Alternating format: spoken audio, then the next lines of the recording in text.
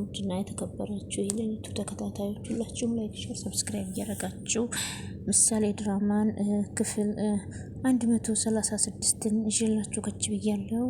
እንግዲህ ምሳሌን እነዚህና ይዘዋታል ማለት ነው። ምክንያቱም እነዚህና ትዝናን እነ መድብል ስላስመለጧት በሷ ንዴት ምሳሌን ይዘዋታል ማለት ነው። ከዛም እንግዲህ ብሩክና መድብል እንዲሁም ዳጣና ቅድስት በጣም እየተጨነቁና እያሰቡ ነው። ከዛ ቅድስት እኔን ይውሰዱኝና ምሳሌን ይፍቷት፣ ምን እያደረጓት እንደሆነ አላውቅም ብላ ቅድስትን በጣም ምርር ብሏት እያለቀሰች ነው። መድብል ደውልላቸውና ምሳሌን አንድ ነገር ሳያደርጓት እያለች በጣም እየተጨነቀች ነው። ከዛ ሁሉ ነገር ሲጨናነቁ ከዛም እንግዲህ ምሳሌ ትመጣለች ማለት ነው። ሰላም ለዚህ ቤት ይሁን ብላ ትመጣለች። እነሱ እንግዲህ ዝና የያዛት መስሏቸው በጣም ተጨንቀውና አስበው ነበረ። ብሩክም እንግዲህ በጣም ተጨንቆ ነበር። እኔን ይውሰዱኝና ልጄን ይልቀቁልኝ ብሎ ብሩክም እንግዲህ ታውቃላችሁ፣ ብሩክ ብዙ ነገር ለሷ ብሎ መስዋዕት ከፍሏል ማለት ነው። ለሷ ብሎ ቤቱን ሽጦ እንግዲህ ልጁን ሊያድን ነበረ። ከመሀሌት ጋር ብዙ ተጋፍጧል ማለት ነው። ከዛም በዛ የተነሳ እንግዲህ ቤቱንም ሳይሸጥ ለልጄ ቅርስ ይሆናል፣ እኔ ግን ራሱን አደጋ ላይ ጥሎ ብዙ ነገር ከፍሎላታል። አሁንም ደግሞ ድጋሚ ልጄ አደጋ ውስጥ መግባት የለባትም፣ እኔን ይውሰዱኝ ብሎ ቅድስትም እሷም እየጮህ እያለ ድንገት ሰላም ለዚህ ቤት ብላ ምሳሌ ትመጣለች ማለት ነው። ከዛም ቤቱ በደስታ ተሞላ። ከዛም ብሩክ ልጁን እቅፍ አድርጎ ይዞ ከዛ ዳጣም ይህን ሁሉ ነገር ስናካልል አንቺ እየትደሽ ነው አለቻት። ከዛ ምሳሌም ምንም አልሆንኩም እኔ እኮ አለሁ አለች። ከዛ ቅድስትም እያለቀሰች ነበረ። ደህና ነሽ አይደለ? ምንም አላደረኩሽም። እኔ በጣም ደህና ነኝ። የጓደኛዬ ልደት ስለነበረ ደግሞ አባቷ መጥቶ አስፈቅዶ ነው መምህሮቹን የወሰደኝ። ስለዚህ እኔ በጣም ደህና ነኝ ብላ ምሳሌ ማውራት ጀመረኝ። ከዛ ደግሞ ዳይሬክተሩም ደውሎ ማስፈቀድ ነበረበት ሲል መድብል ከዛ ዳጣ ደግሞ እኮ የሆነ ነገር ነበረ። ቆይ ግን ዳጣ አንቺ ማን ነበር የጠየቅሽው?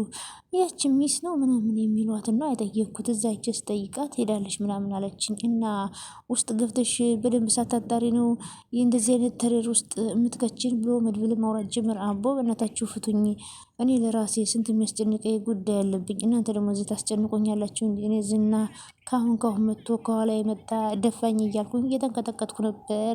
ከዚህ በኋላ እኔ ከቤት ያልወጣም ብላ ዳጣም ማውራት ጀመረ። ከዛም እና ስልክ ተደውሎ አይነገርም ወይ? በጭንቀት እኮ ልደፊን ነበረ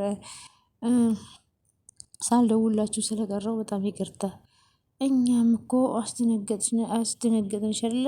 በጣም ይቅርታሽ ብሎ እንግዲህ ብሩክ ፍዝዝ ብሏል ማለት ነው።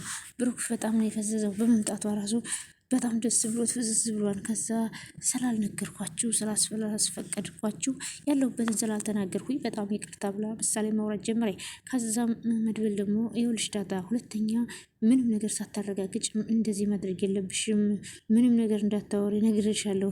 እንዲህ መድብል ፍታይ፣ በቃ እስኪ ዝም በይ አንቺ ወረኛ፣ ምንድነው እንደዚህ ለወሬ መቸኮል አላት። ከዛም እንግዲህ ቅድስትም አንገቷን ደፍታ መታዘብ ጀመረች። ከዛ ኤፍራታና ደላላው ደግሞ አብረው እያወሩ ማለት ነው። ምንም እንዳትይኝ ኤፍራታ፣ ከመጀመሪያውም እየነገርኩሽ ነበረ ሲል፣ ቆይ አንተ ራስህን ነፃ ለማውጣት ብለህ እንዴት እህቴን ታጋፍጣታለህ? አሁንም ቢሆን ውሸት አልተናገርኩም። እህትሽ ከመድብል ጋር ተደብቃ ስልክ ስታወራ ነበረ። ግን እኮ ልጅቷ የደወለችልህ ለአንተ ነበረ። የምን ልጅ ስልክ? ኧረ እኔ ጋ ማንም አልደወለም። ጭራሽ የነገርከኝን ነገር መልሰህ ልትክደኝ ነው ወይ አለች ኤፍራታ። ከዛ ደላላው ደግሞ በእርግጥም አልዋሽሽም፣ ደውላ ነበረ፣ ግን የመድብሉን ስልክ በፍጹም አልሰጠዋትም። ግን እኮ ለእኔ ሰጥቻታለሁ ብለህ የነበረው ኤፍራታ፣ እንዴት ያልሆነ ነገር ታወሪያለሽ? እኛ እኮ ለማውራት ከመፍጠነታችን የተነሳ ነው አላት።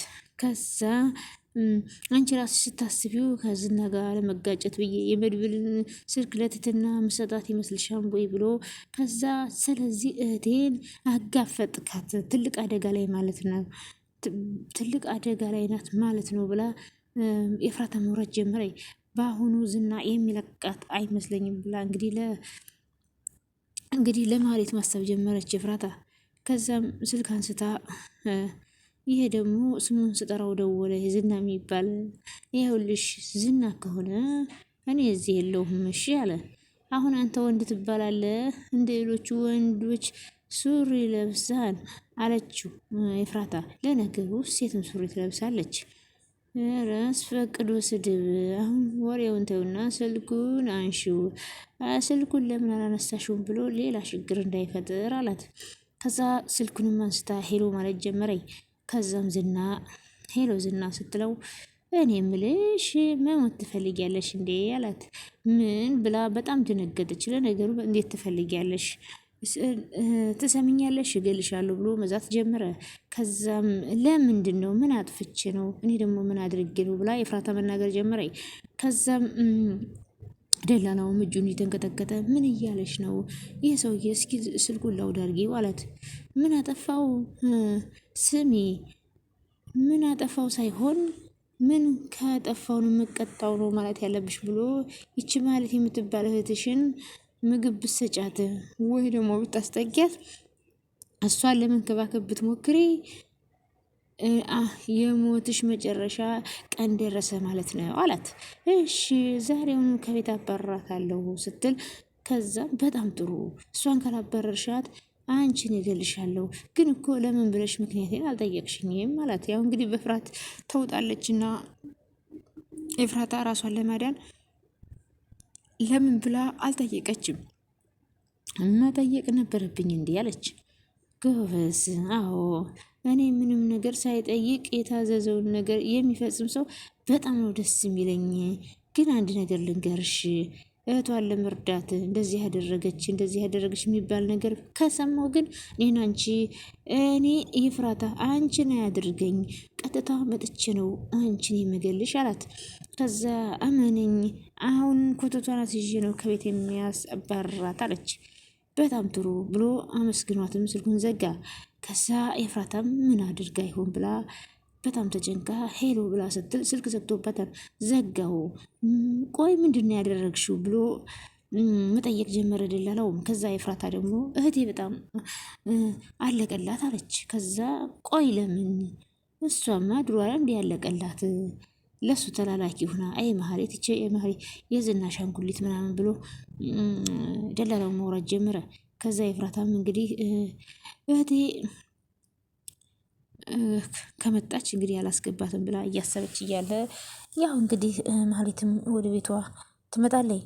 ከዛ ማህሌትም ደግሞ ያው እንግዲህ ወደ ቤት አታስገባትም። ከዛ ቅድስት ደግሞ ወደ ብሩክ ጋር መጣይና ከዛ ብሩክ ደግሞ ቁጭ ብሎ ከዛ ቅድስት ሻይ ይዛ መጣይ። ከዛም ቆይ ግን መግባት እችላለሁ ወይ ብላ ጠየቀች። ቆይ ግን አንቺ ልጅ ከገባሽ በኋላ ነው እንዴ መግባት እችላለሁ የምትይው? ግን ብዙ ቆያለሁ አለችው። እንዴ አለቅሽም አዎ ትቆያለሽ ብሎ ብሩክም እንግዲህ ቁጭ በይ ብሏት ቁጭ አለች። ጋሽ ሻዩ እንዳያስደፉኝ ማለት ጀመረ። ቆይ ግን አንቺ ልጅ እኔ የምለው መቼ ነው ይሄን ጋሽ የምትይውን ነገር መቼ ነው ካፍሽ የሚጠፋው? ቆይ ግን ነው ስንጋባ ሁሌም ጋሽ ልትጠሪ ነው እንዴ? ጋሽ ታዲያ ምን ችግር አለ? ጋሽ እኮ የክብር ስም ነው አለች። ኧረ እና ታዲያ እኔ እትዬ ልበልሽ ወይ አላት። ከዛ እሷ ደግሞ በስማ እንደዚህማ ይቅርብኝ እትዬ ይቅርብኝ። ኧረ ለምንድን ነው ጋሽ መጥቶ እትዬ የሚቀረው አላት። ብሩክ ነው ወይስ ሚስቶች ብቻ ባሎቻቸው ብቻ ያክብሩ የሚል ህግ ወጣ? ሚስቶች አይከበሩም ያለሽ ማን ነው? ስለዚህ አንቺ ጋሽ ካልሽኝ እኔም እትዬ ልልሽ መስማማት አለብሽ፣ ያለበለዚያ እኔንም ጋሽ አትበይኝ አላት። ከዛ እሷም ይህንን ስትለኝ የሆነ ታሪክ አስታወስከኝ። የአጤ ቴዎድሮስ ታሪክ ነው መቼም አጤ ቴዎድሮስ ጀግና እንደነበሩ ታውቃለህ ብላ፣ ግን እሳቸው አንድ የሚፈሩት ሰው ነበረ፣ ሚስታቸው ሁለቴ ነው እንዴ ታሪኩን ታውቀዋለህ እንዴ አለች። ያው እኛ አዳሞች ከሱ ውጭ ደካማ ጎን የለንም ብዬ ነው። ይልቅ ታሪኩ እስኪጨርሽልኝ። እንግዲህ ለሚስታቸው ሲቆጠቆጥ እያዩ አለች። ከዛም ቆይ ለምንድን ነው ለሚስተወት እንደዚህ የሚሽቆጠቆጡት ብሎ ይጠይቃቸዋል አለች። እርግጠኛ ነኝ ያጤው ያስቃን አይደል? አንተ የምታውቀኝ ታጥቄ ሚስቴ የምታውቀኝ አውልቄ። ያው አንተ የምታውቀኝ ታጥቄና ጎበዝ ሁኜ ነው። ሚስቴ ደግሞ እንግዲህ የምታውቀኝ ሱሬን አውልቄ ነው ብለው ተረቱ ማለት ነው አሉት ይባላል ብላ። ከዛ ቆይ ግን መሽኮርመሙን ከምን አመጣው? ሱሪያቸውን ማውለቁ ነው ወይስ ሌላ ነገር አለ? አለ ብሩክ። ከዛ ቅድስትም ስጋ እውነቴን ነው ስላንተ መጨነቄን ማቆም አልቻልኩም። አሁን ጊዜ ደረሰ አይመስልም አለች። ይኸውልሽ በቅርቡ ሁሉም ነገር ይሳካል፣ እመኚኝ። ደግሞ ዘንድሮ ሚስቴ ሳላደርግሽ መስከረም አይመጣም ብሎ መቀለድ ጀመረ። ማን እስከዛሬ ድረስ ይጠብቃል? እስከዛ ድረስ እያስፈራራሽኝ ባልሆነ አላት። እሷ ደግሞ እያስፈራውስ አይደለም፣ ግን ደግሞ እያስጠነቀቅኩ ነው። አንዱ መጥቶ ላፍ ከማድረጉ በፊት መጀመሪያ ብትወስደኝ አይሻልም ብላ አለች። ከዛ እሺ ካፌ ብታደርሰኝ አይሻልም ብላ ስትል፣ ከዛ እሱ ደግሞ ካፌ አድርሽሽ ብሎ እንግዲህ ሌላውን ነገር ምን አልነግርህም ብለው ከዛ በኋላ መደባደብ ጀመሩ። እንግዲህ የብሩክና የቅድስት ፍቅር ጨምሯን ማለት ነው። በጣም ደስ ይላሉ። ፍቅራቸውን ያብዛላቸው። እንግዲህ ማህሌት በጣም የዝና አሻንጉሊት ሆና በአስፋልቱ እየተንቀዋለለች እያለ ከዛም ዝና ደውሎ ወደ ቤት እንዳታስገቢያት ምንም ነገር እንዳትንከባከቢያት ብሏል። እሷም እብድ ብላ አግቷት ነበርና ሻንጣዋን ይዛ አስፋልት ለአስፋልት እየተንከራፈፈች ከዛም እንግዲህ የምትሄደው ወደ ኤፍራታ ጋር ነው። ወደ ኤፍራታ ጋርም ስትሄድ እንግዲህ የኤፍራታ ዝና እንዳታስገቢ ብሏታልና ከዛም እንግዲህ ሻንጣዋን ይዛ ስትንከረፈፍ ሌባ ይዞላት ላፋለ። ከዛ በኋላ ምን ቀረኝ ብላ እብድ ብላለች። ከዛም እንግዲህ ወደ ኤፍራታ ጋር ስትሄድ ኤፍራታም እንግዲህ አላስገባቻትም። ዝና ስላስፈራራት አባረረቻት ማለት ነው። እንግዲህ የማህሌት መጨረሻ ይሄ ሆኗል ማለት ነው። ማህሌት እንግዲህ ቅውስ ብላ ሻንጣዋንም ተነግጣ ከቤትም ተባራለይ ማለት ነው። እንግዲህ ይህ ማህሌት ተንኮለኝነት ማለት ነው መጨረሻው የጎዳና ተዳዳሪ መሆን ነው ማለት ነው። እንግዲህ ብድ ብላ ጎዳና ላይ ወድቃለይ ማለት ነው። ከዛ እንግዲህ ስለነበረን ቆይታ ከልብ እናመሰግናለን። ሁላችሁም ላይክ እና ሼር ሰብስክራይብ ማድረጋችሁን አትርሱ። ላይክ ሼር ሰብስክራይብ እያደረጋችሁ አበረታቱኝ። ምሳሌ ድራማ እንግዲህ በጣም ደስ የሚልና አስተማሪ ድራማ ነው። በያላችሁበት ሰላማችሁ ብዙ ይበልልኝ። ስለነበረን ቆይታ ከልብ አመሰግናለሁ። ባይ ባይ ውድ ቤተሰቦቼ።